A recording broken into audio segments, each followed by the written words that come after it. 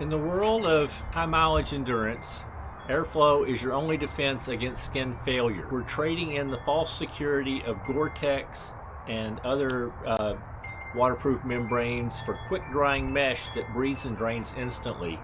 Discover how trusting rapid evaporation over waterproof barriers keeps your feet resilient and blister free. Today I'm going to talk about why I choose a mesh, quick drying mesh over a waterproof membrane for my running shoes. I'm not going to say that there are never cases where a waterproof membrane is useful. I do think if you live in a cold climate and you're not going through deep water, waterproof can be nice. But where I live in Texas, it's warm so much of the year that I don't really recommend waterproof shoes. Partly because I'm going to get into the reasons, but they don't breathe as well. And in our running store, we don't even sell waterproof shoes. We have a lot of customers that come in asking about them, but we don't really supply them. And our big reason is once the water gets in, it doesn't get out. Also, just the warmer temperatures we incur here causes us real often it's hotter outside than it is inside your footwear, and it causes heat to build up because the most waterproof shoes, Gore-Tex and other things, I'm not saying they're not improving them. They definitely are making them more breathable, but they're not as breathable as a breathable mesh. You tend to build up heat in the shoe and you tend to sweat inside the shoe, and then it's not able to escape. So you end up real often with that internal swamp in your foot that can cause maceration and blisters and lots of issues. There's just a physical limitation to breathability of these waterproof layers when external temperatures exceed the shoe's internal microclimate. I did an AI search on Google, so I guess it was Google Gemini, that came up with and said there were 25 biomechanics studies done. I couldn't exactly find the exact study, but I'm still going to quote a little bit of what the AI says. It said that a membrane-bound shoe retains 40% more ambient heat than open mesh during sustained exertion, and that's the sort of thing I've seen.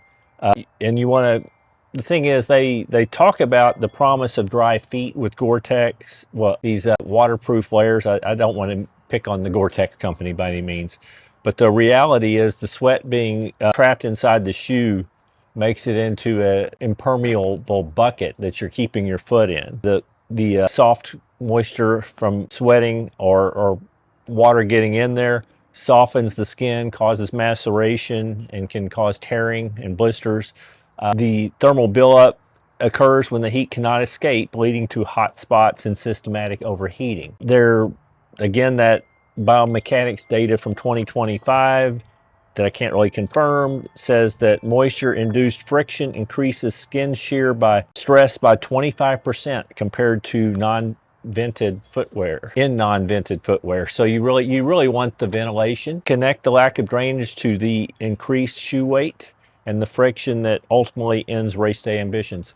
So you're actually, when you add these waterproof layers, you're adding weight to the shoe, and that actually just even puts more stress on the footwear to give you friction and cause issues, more likely to get blisters. Our other thing is we work in the running store, we're kind of trail running focused, and not only just the sweat in the summer, but if you're out on a trail race and you have to go through a water crossing or you're crossing through a stream because of rains or whatever, if the water ever gets over the top of the shoe, the water gets down in the shoe. And if you don't have the waterproof, and if you have the waterproof layer, it's not able to drain very efficiently, and you end up with the swampy feet again. I think it's really important to have the mesh uppers that really breathe well and let your feet dry out quickly. Another thing I look for in my trail running shoes is some of the shoes are now putting insoles that have a sock liner, which has a closed cell foam, which doesn't allow the insole to absorb the water. And it allows it to drain much quicker. I don't know what all brands have that, but I can say one of the first ones that I found about was the Innovate Boomerang midsole. It's has TPU beads, so it's a closed cell foam and it doesn't absorb water. And also Topo has their FKT insole that's the same thing, beaded foam, closed cell, so it doesn't absorb the water. So that also keeps it to where it's in the shoe and just then goes out through the sides and will dry out sooner. The other advantage to having a highly breathable mesh upper, in addition to allowing the water out, is it's able to just get in air, especially in that heated situation. When it's hot outside, you're able to get a little bit of airflow in through the shoe, and it helps cool down your feet and keep them from getting way overheated and have issues. A lot of the modern synthetic weaves provide structural integrity while allowing maximum airflow directly to the skin. Some of that, from that AI search that I did, they said 2025 biomechanics research regarding foot stability, where engineered mesh outperform membranes in the lateral shear test during fatiguing efforts.